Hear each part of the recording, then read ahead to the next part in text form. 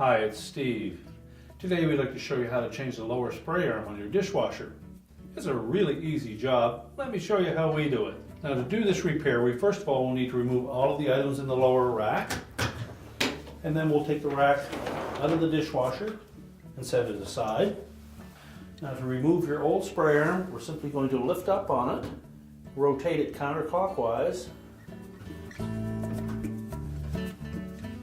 until the legs line up with the openings on that hub, and then we can remove it and set it aside.